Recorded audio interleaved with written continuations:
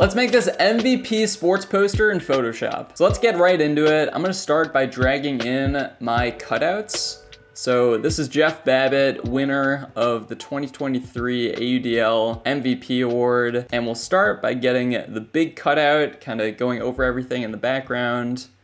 And then we'll size up this flex cutout. We'll do a small cutout of Jeff Babbitt jumping up for the disc, and we'll position this one on the left side, right about there. We can blow it up a tiny bit. But we're kind of going with this general formula of like a small, medium, big cutout as far as our composition goes. And we can clean up this placement a little bit. So like I see there's a sliver of white by our medium-sized cutout. I think I want to move the back cutout over to the right a little bit just to even out this spacing between the cutouts.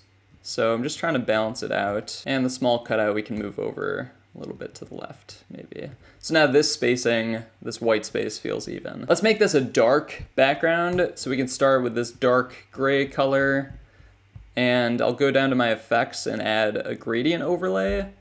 This, we're gonna create just this radial gradient. You can see it's going from a dark gray on the outside of the canvas to a slightly lighter gray in the middle, and it kind of creates this like almost like a spotlight effect in the middle of the design, but still keeping this dark theme. Also for the background, I'm going to add this overlay of New York City. So the team Jeff Babbitt plays for is the New York Empire. So we're going to do this subtle New York theme in the background. I'm just blowing this thing up. I want to get like a good sampling of the buildings in the background. And we're gonna make this fill the canvas like so. And then we are going to make this blend into our dark background. So to do that, I'm gonna first go up to Image and Adjustments and Gradient Map. This allows me to put a gradient map directly on this layer, kind of like attaching it to this layer. And let's just pick, again, two dark colors. But we want to be able to see it. And we can also switch this blend mode to multiply.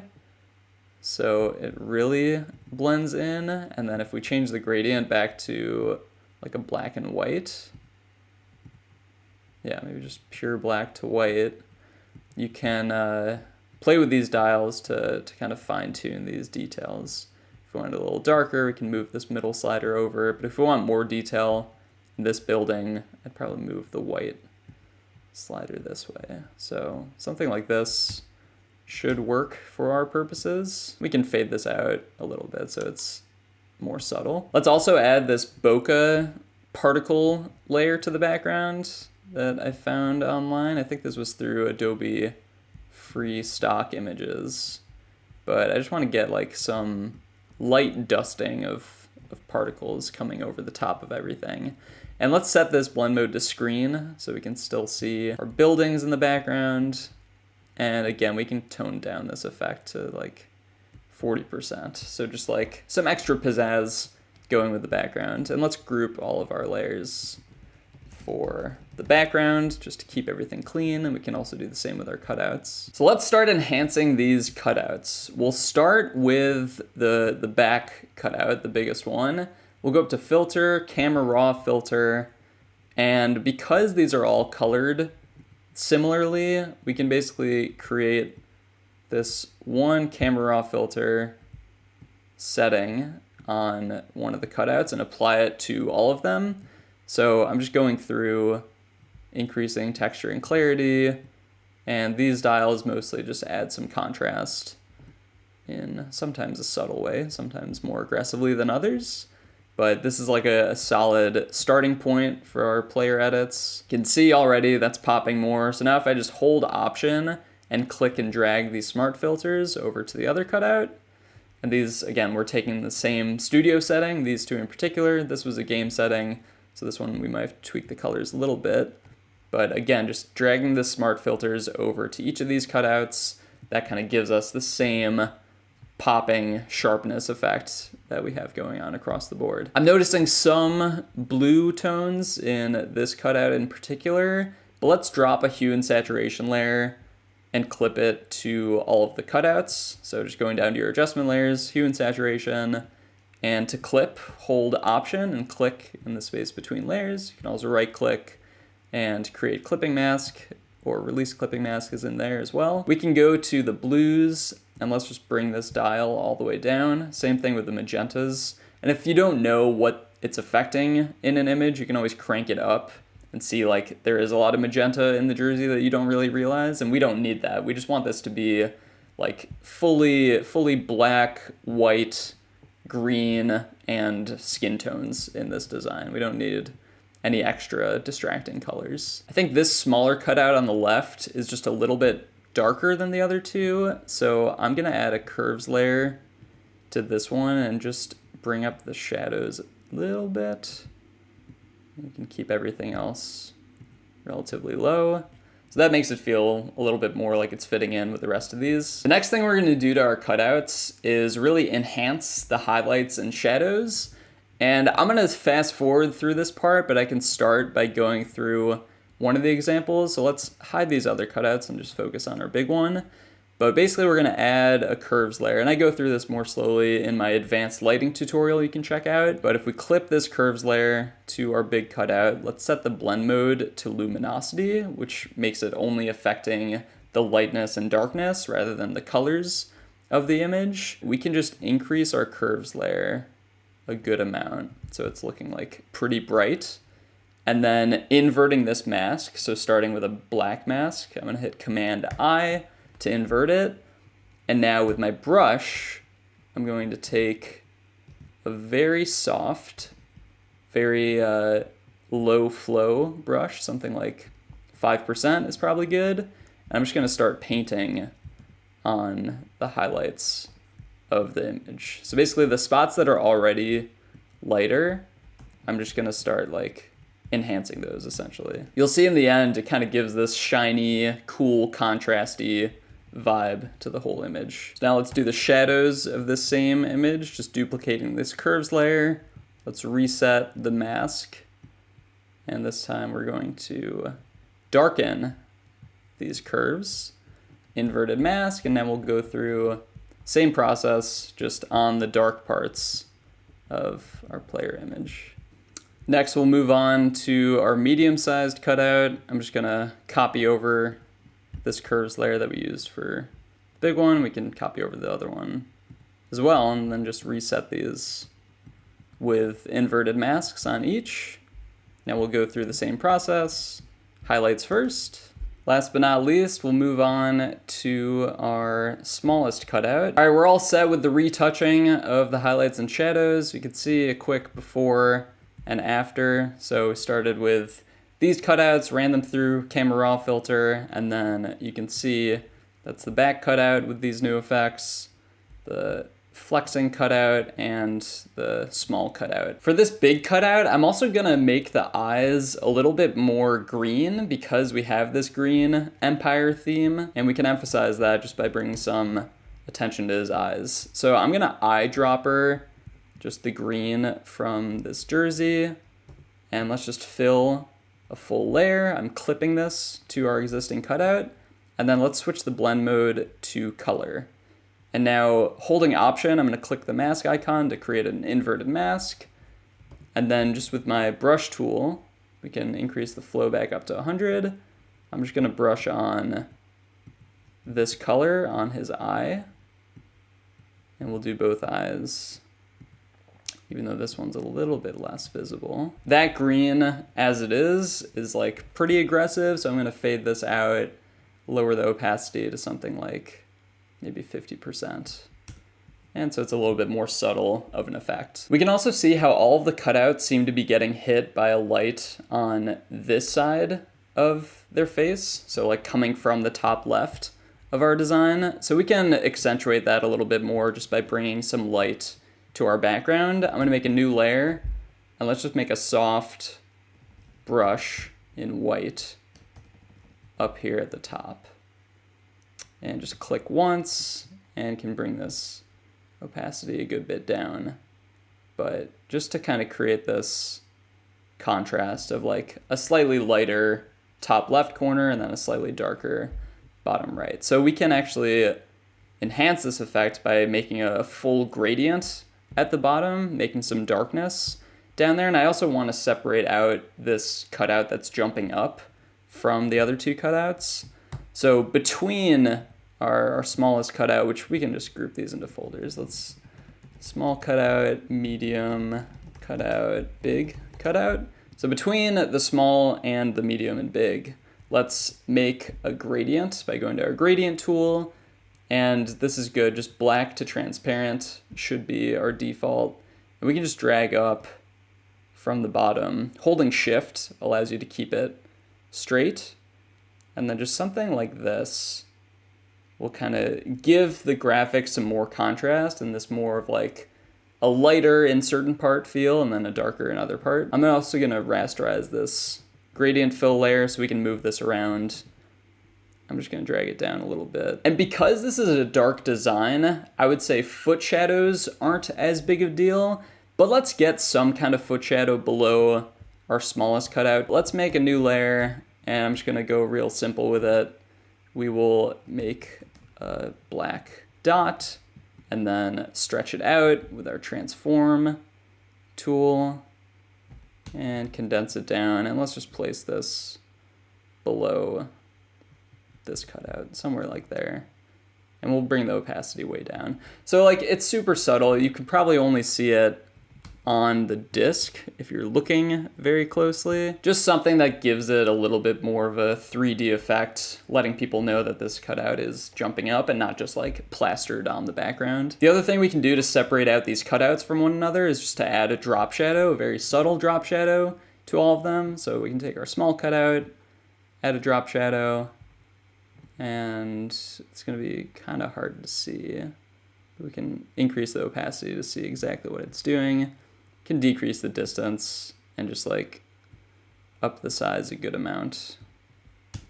Something like that. And then if we copy the same effect to the medium and to the big cutout, you'll see it just kind of frames everything in this like subtle dark shadow. Brings a little bit more pop to the whole design. So this is all feeling really good with the cutouts. Let's move on to the other elements of the design and we'll start with some text. So let's put Babbitt going up vertically, just kind of as part of the background. So let's make a new layer. And let's again eyedropper this green just to stay consistent with our colors. I'm just gonna type out Babbitt. And we've got the font Termina, black. And this is a version of the font where everything's super close together. I'm just bringing it to the top so we can see it. I kind of like this look for this graphic where these are going to be super tight together.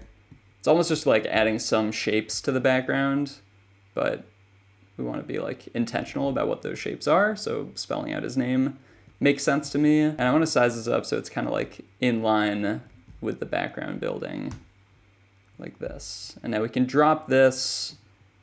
We'll drop this behind the small cutout, but in front of our larger cutout. And then because we have this like lighter top left corner, we can also reflect that on the text itself.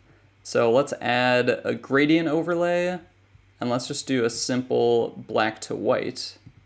To start, we'll go linear and we'll do the angle something like, 97-ish. Let's uncheck the reverse. So we have white in the top left going down to darker. I guess we can just go with a 90-degree angle. And we'll switch this blend mode to overlay. So this is gonna create this like lighter green to darker green effect. And we can reduce the opacity so it's not as extreme. And let's also create some blur on this text just to give it some motion, some effect. So I'm gonna convert it for smart filters. Let's go back up to filter, blur, radial blur. And we'll do this zoom 10 pixel radial blur, hit OK. And now we just have some blurry motion in the background. And we can fade this out as well, just to kind of give it a more subtle effect, make it feel like it's part of the background. So I don't know, maybe 60% is good. Now we've got this space on the other side in the background. I'm gonna drop the Empire logo over there. So let's bring in, where do I have it? Empire logo right there. And we'll size it up a good bit, but I want it to be just like partially visible. It's probably somewhere there is good. So we have this Empire logo in the background. Maybe I'll shrink it down a little bit more. And I want to keep this top right corner clear because we're going to put some text up there. Something like this is good. And we'll do the same thing with this, this radial blur to the Empire logo as well. And we can also put on that same gradient overlay. Let's go back to our Empire logo, FX, gradient overlay, and this the setting should be the same, but this time we can change the angle to better reflect that it's coming from this side. Then again, let's give this the same fade that we did on the Babbitt text, so 60% opacity. And this green feels a little bit lighter than the green we used here, so I'm also gonna throw on a selective color, and we'll clip this to our logo. And then if you go into greens, you can mess with the exact green that we're working with. So yeah, maybe it was like a little bit yellower on the logo. So yeah, that feels like it's matching better. And at the end, as long as we have like consistent greens going throughout the whole design, we can do like master effects on the whole thing to tweak the exact type of green that we want. Now that I'm looking at it, even this green on the smaller cutout does look like it might not have enough yellow compared to like the green on that jersey.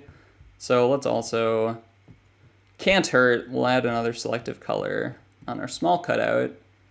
And let's just add some yellow to the green.